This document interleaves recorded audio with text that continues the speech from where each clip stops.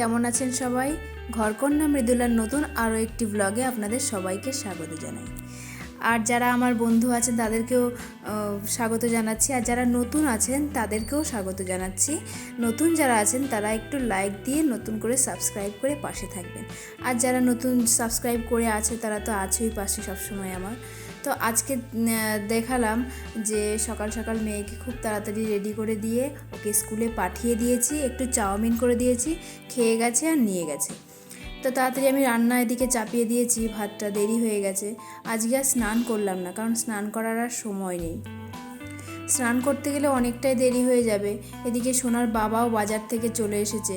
আজকে বৃহস্পতিবারের দিন আমাদের খুব চাপ থাকে আর কি কাজের, কারণ আমার হলো বৃহস্পতিবার দিন পুজো দেওয়া থাকে না, বাবাই সব পুজো টুজো দেয়। কিন্তু ওই সোনার বাবা আজকে মহাজন বাড়িতে কাপড় নিয়ে যাওয়ার দিন, ও সকাল সকাল খেয়ে দিয়ে গিয়ে তারপরে আর কি কাপড় নিয়ে মহাজন বাড়ি চলে যায়। আজকের দিনে ওর খুব চাপ থাকে, তাই আমরা একটু তাড়াতাড়ি রান্নার ব্যবস্থা করি, ও তাড়াতাড়ি যাতে খেয়ে যেতে পারে। তার জন্য আজকে স্নান করতে গেলে দেরি হয়ে যাবে, আমি ভাবলাম রান্নাটা করে নিই, তারপরে আজকে স্নান করব। আর যেদিন আর কি রান্না যেদিন মানে স্নান না করেই করতে আসে, সেদিন আমার স্নান করতে করতে 2-3টে তো বাজেই। মানে মনে হয় কি সব কাজ না গুছিয়ে আর স্নান করা যাবে না।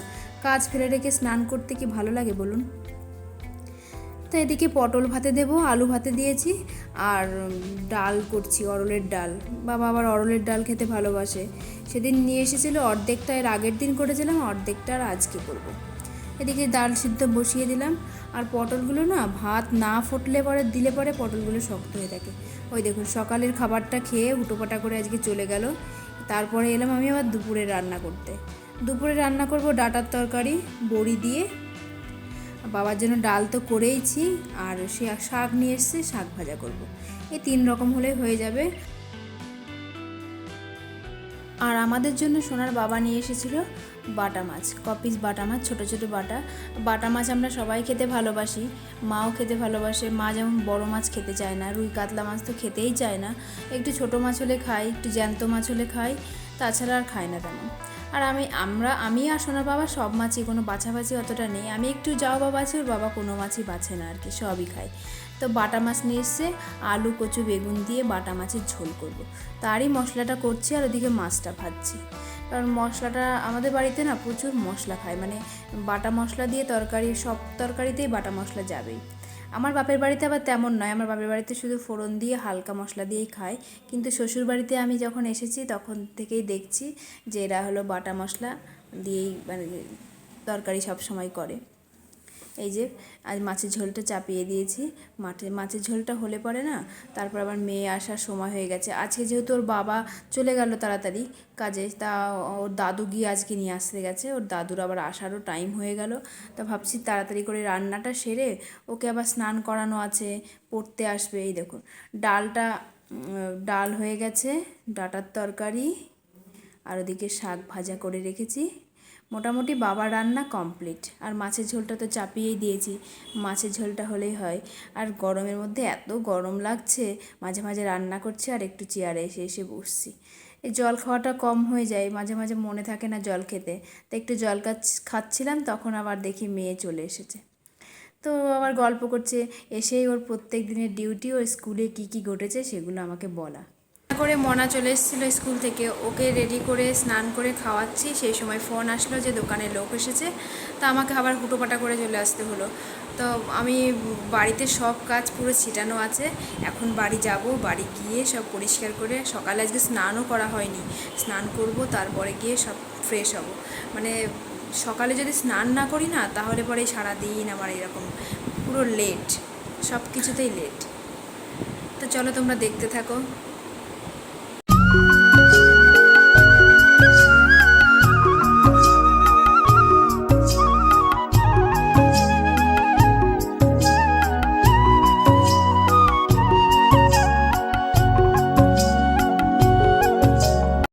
তো পার্লার থেকে চলে এলাম। এখন জানেন কটা বাজে? এখন বাজে প্রায় 2টো।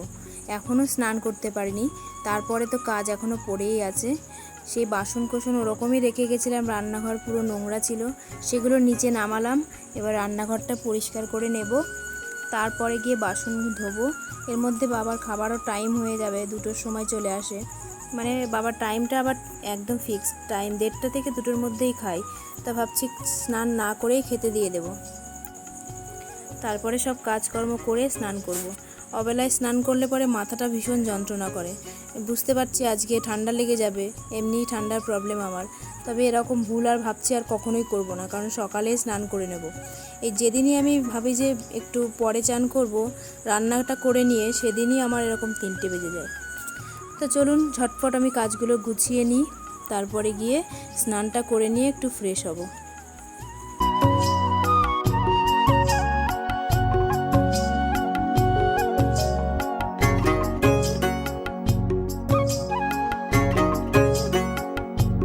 তো মোটামুটি রান্নাঘর পরিষ্কার হয়ে গেছে। এবার যে সকালে বাসনগুলো মাজা হয়েছিল সেই বাসনগুলো একটু গুছিয়ে নিই, কারণ এই ঝাঁকাটা পরিষ্কার করে এই ঝাঁকাটায় বাসনগুলো আবার উপর দেবো মেজে নিয়ে। তো এই বাসনগুলো গুছিয়ে রাখি, তারপরে গিয়ে বাসন মাজবো। বাসনগুলো গোছাতে গিয়ে আবার বাবা চলে এসছে, বাবা বলল যে খেতে দাও। আমি আবার ভাত দিতে চলে আসলাম। ভাতটাকে দিয়ে দিই, কারণ বাবার খাওয়া হয়ে গেলে পরে মোটামুটি আমাদের চাপটা কম।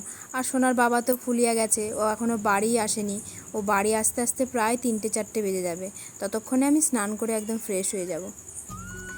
এই যে শাক ভাজা করেছিলাম, ডাঁটার তরকারি আর ডাল, তাই দিয়ে দেবো। তা ভাতটা বেড়ে নিয়ে বাবা ঘরে বসে আছে, আমি আর দিয়ে আসি। তারপরে এসে যা বাসনকুটো গোছানো প্রায় কমপ্লিট হয়েই গেছে, বাসনগুলো মাজবো, স্নান করব, ব্যাস তাহলে হয়ে যাবে। তো মোটামুটি প্রায় ভাত আমার গোছানো কমপ্লিট। ডালটা দেব, দিয়ে বাবা ঘরেই বসে আছে। ঘরেই খায় একটু, মানে আবার টেবিলেও খায় না, মেঝেতে খায়। আর কি কৃষ্ণভক্ত মানুষ, উনি নিরামিষ খায়, তাই টেবিলেও বসে খায় না, নিচেতেই খায়। তো ভাতটা দিয়ে এসে আমি বাসন মাজতে চলে এলাম। বাসনও খুব বেশি কটা ছিল না। রান্না করেছিলাম যে কড়াইটা, মিক্সারের বাটি আর এই উনুনটা ছিল আর কি, এই কটাই রান্নার বাসন ছিল। আর সকালে যা খাওয়া দাওয়া হয়েছিল সেসব বাসন কোসনগুলো সব সকালেই মা মেজে নিয়েছিল। তো আমরা দুজনেই হাতের সাথে সব একসঙ্গে কাজ করি বলেই সব কিছু সামলানো আর কি সম্ভব। না হলে পরে এই পার্লার সামলে, বাড়ির সব কাজকর্ম সামলে করাটা একটু মুশকিলই ছিল। তো বাসনগুলো মেজে নেব, মেজে নিয়ে তারপরে স্নান করব। স্নান করলে পরে তখন আমি ফ্রেশ। মনে মনে ভাবছি যে আমি কখন স্নান করতে পারবো, আবার এটাও ভাবছি যে এখন এই অবেলায় স্নান করে আমার একেবারে মাথা যন্ত্রণা শুরু হয়ে যাবে। কি বাজে একটা অভ্যাস আমার। আমি জানি সকালে যেদিন আমি স্নান না করি, সেদিনে অবেলা হলেই আমার ভীষণ মাথা যন্ত্রণা হয়। আমি বুঝতে পারি না এটা কি কোনো রোগের সংকেত না কি, সেটাও বুঝতে পারি না। তবে খুবই সমস্যা হয়। এই যবে থেকে আমার হাত ভেঙে গেছিলো, এই ওষুধটা খাওয়ার পরে যে অ্যালার্জির সাইড এফেক্টটা হয়েছে, তবে থেকেই দেখছি এই সমস্যাগুলো আমার দেখা দিয়েছে। আগে কিন্তু এই সমস্যাগুলো আমার হতো না। এখন দেখছি এই অবেলায় স্নান করা, তারপরে একটু ধুলো ঘাটা, তারপরে একটু রাস্তাঘাটে ধুলো নাকে গেলে পরে হাঁচি শুরু হয়ে যাওয়া, একটু ঠান্ডার ভাব লাগলে পরে একটু আইসক্রিম বা ঠান্ডা কোনো জিনিস, ফ্রিজের জল, এগুলো খেলেই ঠান্ডা লেগে যায়। মানে এই সমস্যাগুলো হচ্ছে। মানে ধীরে ধীরে মানুষের যেমন বয়স বাড়ে, তেমন রোগের সংকেতগুলোও বেড়ে যায়। মানে এই রকম প্রবলেম আমার মনে হয় আর কারো আছে কিনা জানি না। অবশ্য রোগ সবারই আছে, কিন্তু আমার যেন মনে হচ্ছে আমি এই বয়সেই এত মানে রোগের হচ্ছে। আর আরও বয়স হলে পরে কী হবে সেটা নিজেই বুঝতে পারছি। মনে মনে ভাবি যে আমার যখন খুব বয়স হয়ে যাবে, তখন আমি পুরো রোগে ভোগেই হয়তো মরবো। যাই হোক, অনেক কথা বলে নিলাম। আর কথা বলতে বলতে বাসন কটাও প্রায় মাজা কমপ্লিট হয়ে যাচ্ছে। কড়াইটা মাজলেই আমার প্রায় হয়েই যাবে। ঝটপট কড়াইটা মেজে নিয়ে স্নান করব। তো চলুন দেখতে থাকুন।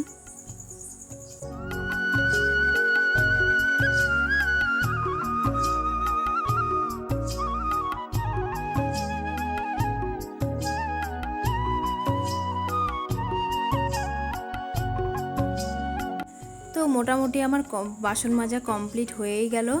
এবার বাসন কটা রেখে এসে স্নানটা করে নেব, তবেই শান্তি। এই বাসন কটা হয়ে গেলে সব কাজ একবারে গুছিয়ে নিলে পরে না মনে হয় যে হ্যাঁ এবার একটু পরিষ্কার পরিষ্কার মনে হচ্ছে।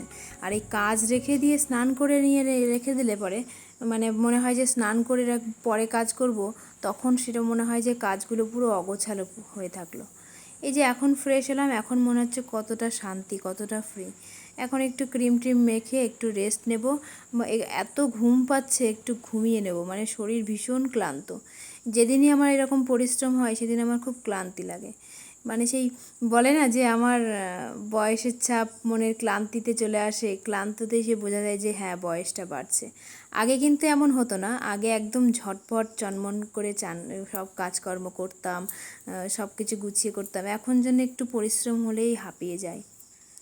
অবশ্য শরীরেও অনেকটাই মোটা হয়ে গেছি, তখন একটু রোগা পাতলা ছিলাম, কাজ করতে হাঁপাতামও কম, আর করতে ভালোও লাগতো। এখন যেন খুব ক্লান্ত ক্লান্ত মনে হয়। তো অনেক গল্পই আপনাদের সঙ্গে করে ফেললাম, বন্ধু হয়ে গেছি তো এখন বন্ধুর মতন গল্প করতে বেশ ভালোই লাগে। আর জানি না আপনাদের শুনতে কেমন লাগে, কিন্তু আমার কিন্তু গল্প করতে খুব ভালো লাগে। আর এই যে ভীষণ ক্লান্ত লাগছে, এখন একটু ভাবছি ঘুমিয়ে নেব। তো অনেক গল্পই করলাম। আর নতুন যারা বন্ধু আছেন তারা একটু সাবস্ক্রাইব করে দিয়ে পাশে থাকবেন। আর যারা সাবস্ক্রাইবও করেছেন তারা তো আছেই।